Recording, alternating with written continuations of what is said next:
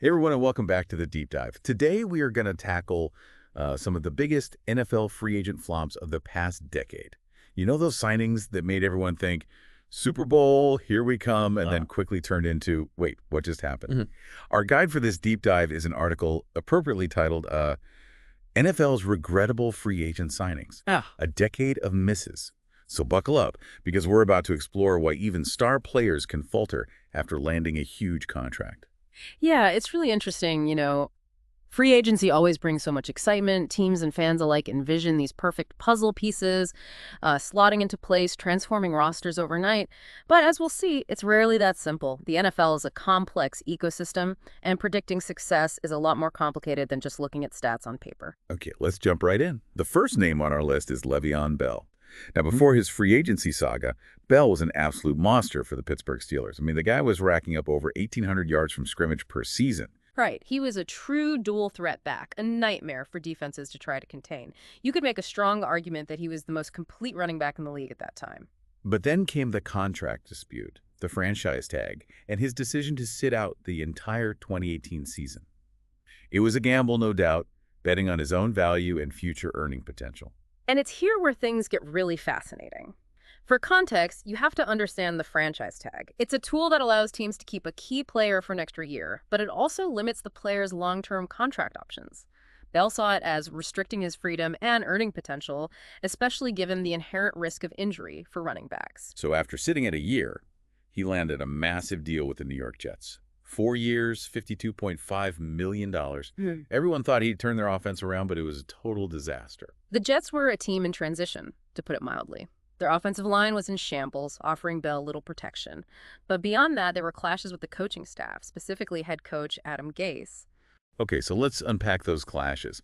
Was it a personality conflict? Philosophical differences? It seemed to be a bit of both. Gase favored a more traditional running back approach, while Bell, with his receiving skills, envisioned a more versatile role. There were reports that Gase wasn't using Bell's full skill set, and their communication broke down pretty badly. So a mismatch of expectations and style, essentially. It's amazing how these things can completely derail a player, even someone as talented as Bell. He was released after just 2 seasons, bounced around a few teams, and ended up transitioning to boxing. What a wild turn of events. It really highlights the importance of fit, not just in terms of scheme, but also personality and coaching philosophy. Sometimes, even a seemingly perfect pairing on paper can implode due to these intangible failures. Speaking of perfect pairings, our next regrettable signing is a player whose name is practically synonymous with Super Bowl magic, Nick Foles. Back in 2018, he led the Philadelphia Eagles to their first ever Super Bowl victory, stepping in for an injured Carson Wentz and playing like a man possessed. Foles' performance in that Super Bowl run was truly remarkable. He displayed incredible poise, accuracy, and clutch playmaking ability. He went from backup to legend in a matter of weeks. And that legend status earned him a big contract with the Jacksonville Jaguars, who were hoping he'd replicate that Super Bowl magic. Sadly for them, the magic faded pretty quickly in Jacksonville. Now, Foles' struggles in Jacksonville are a great example of how context can completely change a player's trajectory. In Philadelphia, he had a strong offensive line, a talented receiving core, and a system that perfectly suited his strengths. In Jacksonville, he faced a weaker supporting cast, an unstable offensive line, and a system that didn't quite mesh with his skill set. Plus, there was the whole Gardner Minshew phenomenon, right? Right. This rookie quarterback, drafted in the 6th round, bursts onto the scene with his swagger and surprisingly effective play. He was a fan favorite and created this whole Minshew Mania thing. Exactly. It was like a real-life quarterback controversy straight out of a movie. You had the veteran Super Bowl MVP in Foles battling for the starting job with this charismatic, unexpected rookie sensation in Minshew. It must have been tough for Foles to find himself in that situation, especially after achieving the pinnacle of NFL success just a couple of years earlier.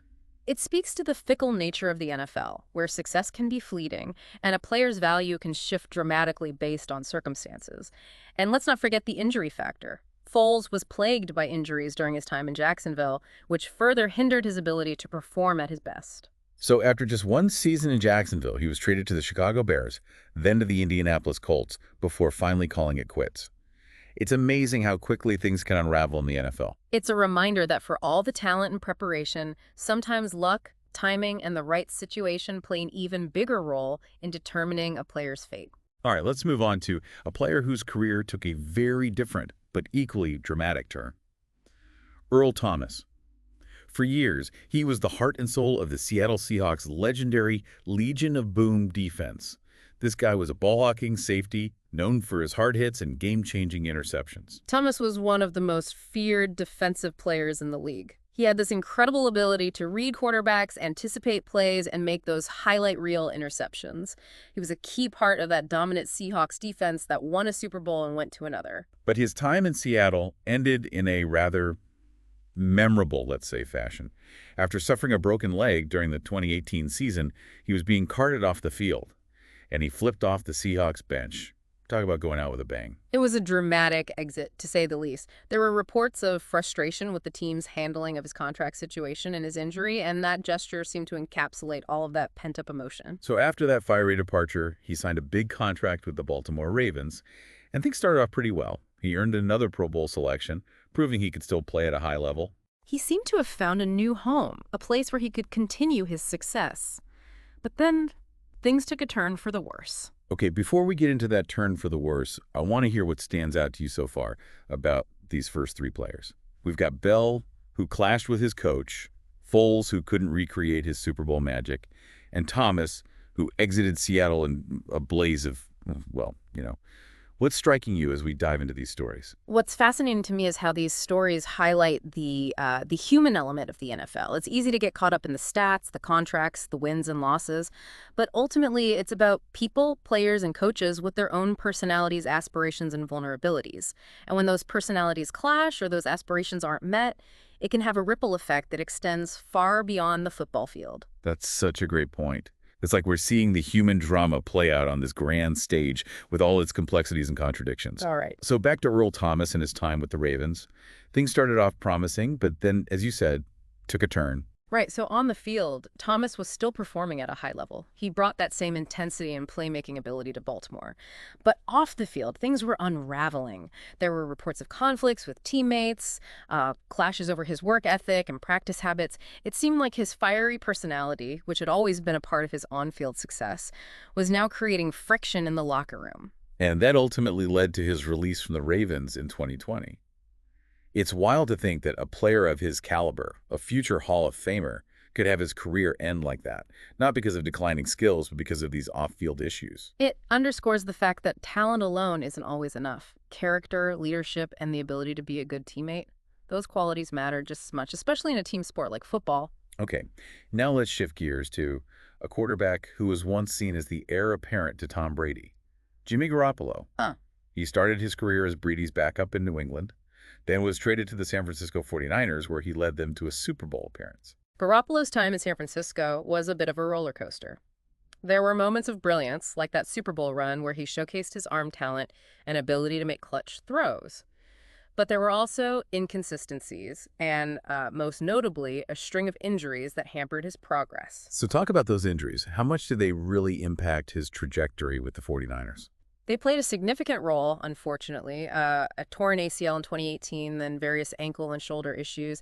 These injuries not only kept him off the field, but also seemed to affect his confidence and rhythm. It's hard to develop consistency and build chemistry with your teammates when you're constantly battling injuries. And those injuries ultimately led to the 49ers drafting Trey Lance, creating this quarterback controversy that seemed to hang over the team for a while. Exactly. It was a tough situation for Garoppolo. He had shown flashes of brilliance, but those injuries created doubts about his durability and long-term potential.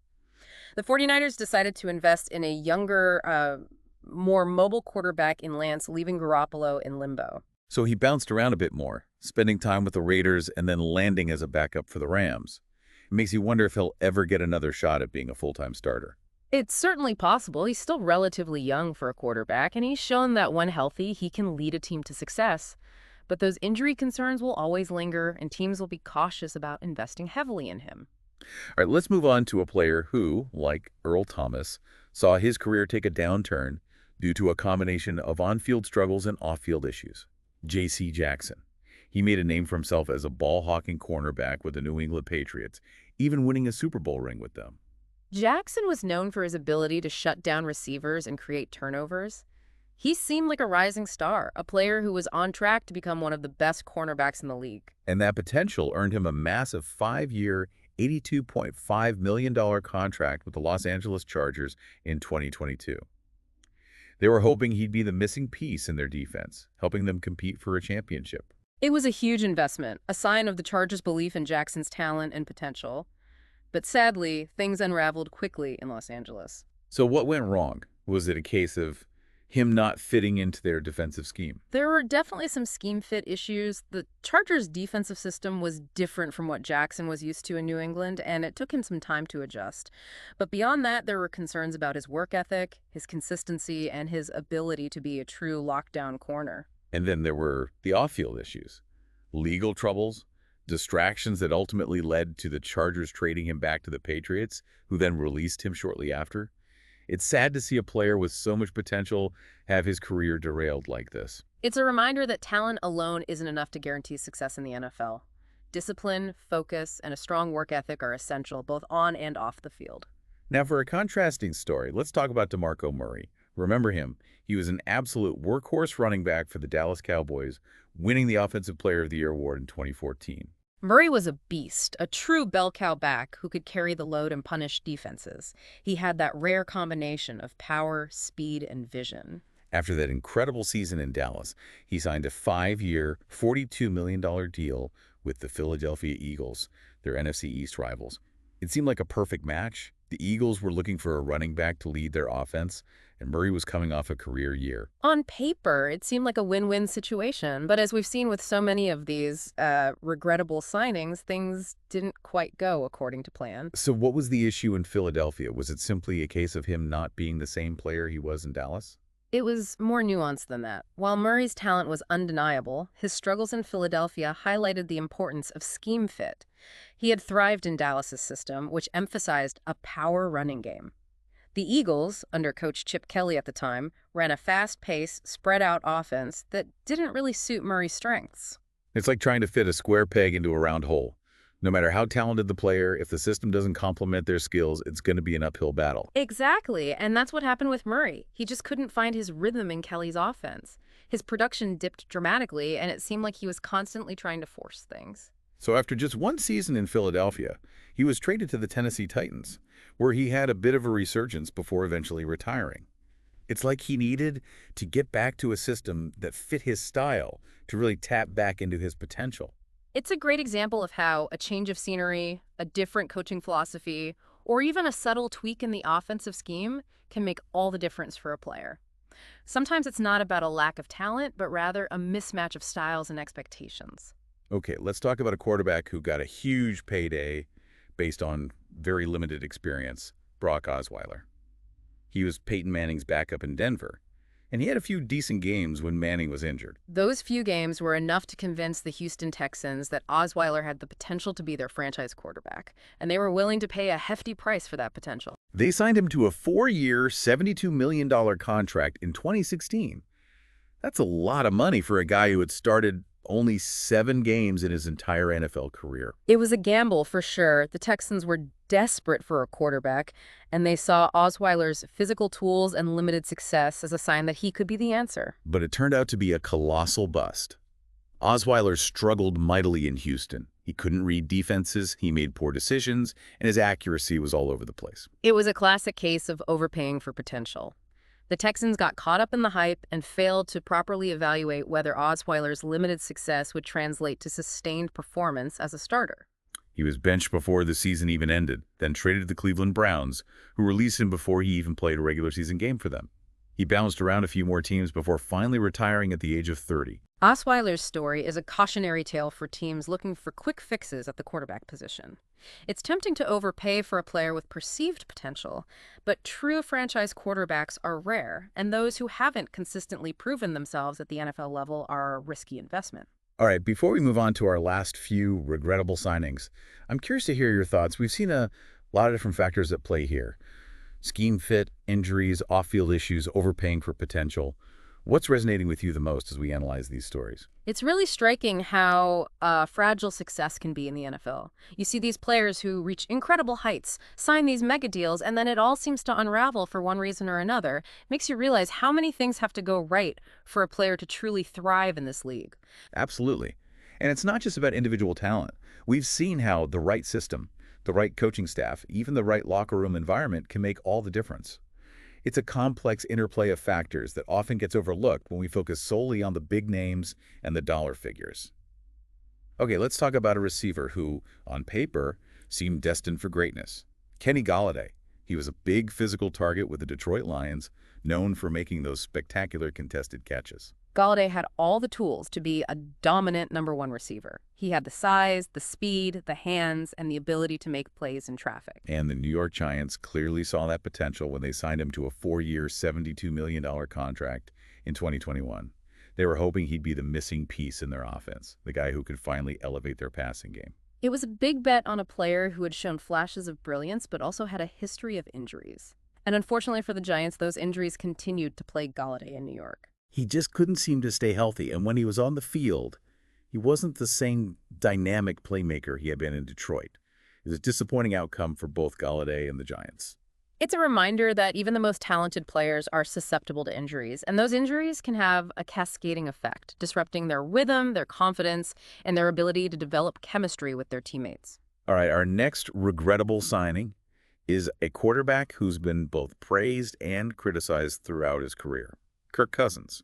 He started as a backup in Washington, then became the starter, and had some success there. Then he signed a big deal with the Minnesota Vikings and had some good seasons, even leading them to the playoffs. Cousins is an interesting case study because he's been a statistically productive quarterback, putting up good numbers year after year. But he's also faced scrutiny for his performance in big games and his perceived lack of that it factor that separates the truly elite quarterbacks. And that debate continued when he signed a massive contract with the Atlanta Falcons, a 4-year deal worth a whopping $180 million. That contract made him one of the highest paid quarterbacks in the league, a reflection of the Falcons' belief that he could lead them back to contention. But it's a perfect example of how financial investment doesn't always translate to on-field success. He's had some decent moments in Atlanta, but he hasn't quite lived up to those lofty expectations. And the team has continued to struggle, raising questions about whether Cousins is truly capable of being the franchise quarterback they're paying him to be. It raises a broader question about the value of quarterbacks in today's NFL. Teams are often willing to spend huge sums of money on quarterbacks, even those who haven't consistently demonstrated elite-level play. And sometimes that investment comes at the expense of other areas of the roster, creating imbalances that can hinder a team's overall success. All right, let's wrap up this deep dive with a player whose career was tragically cut short by injuries. Juwan James, an offensive tackle who had a promising start with the Miami Dolphins.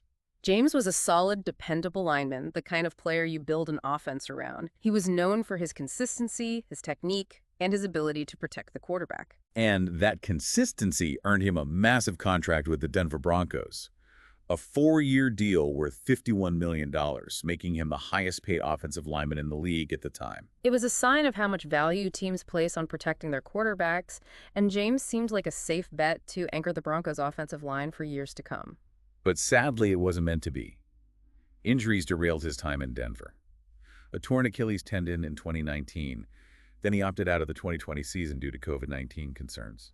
Those setbacks were a major blow for both James and the Broncos. It's heartbreaking to see a player's career impacted so severely by injuries, especially when they've worked so hard to reach that level of success. He later signed with the Baltimore Ravens, but unfortunately, more injuries kept him from making a significant contribution there. It's a reminder of how fragile a career in the NFL can be and how quickly things can change. It's a tough business, and even the most talented players can have their careers cut short by factors outside their control. It makes you appreciate the dedication, resilience, and a bit of luck that it takes to achieve sustained success in the NFL. Wow, we've covered a lot of ground today, from Le'Veon Bell's contract disputes to Nick Foles' Super Bowl hangover to Earl Thomas's fiery exit and the injury woes of players like Jimmy Garoppolo and Juwan James. It's been a fascinating exploration of the complexities of NFL free agency, the hopes and dreams that come with those big contracts, and the harsh realities that can sometimes shatter those dreams. So as we wrap up this deep dive, what are your final thoughts? What are the big takeaways that our listeners should remember about these regrettable free agent signings? I think the most important takeaway is that there's no guaranteed formula for success in the NFL. Talent is essential, but it's just one piece of the puzzle. The right system, the right coaching, the right culture, and a bit of luck. All these factors play a role in shaping a player's destiny. And for fans, I think it's a reminder to temper expectations. Free agency can be exciting, and those big-name signings can generate a lot of buzz. But it's important to remember that it takes time for players to adjust to new teams and new systems. And sometimes, despite everyone's best efforts, things just don't work out the way we hope they will. Well said. So for all you armchair general managers out there, remember that building a winning team is a complex and often unpredictable process. And sometimes the most valuable lessons come from those moves that didn't quite pan out the way we expected. Absolutely. It's through those mistakes, those setbacks, that we gain a deeper understanding of the game and the factors that contribute to success. Thanks for joining us on this deep dive into the world of regrettable NFL free agent signings. We hope you enjoyed it. And remember, the conversation doesn't end here. Feel free to share your thoughts with us on social media. We'd love to hear your takeaways, your favorite stories, and perhaps even some regrettable signings that we missed. Until next time, keep exploring, keep learning, and keep diving deep.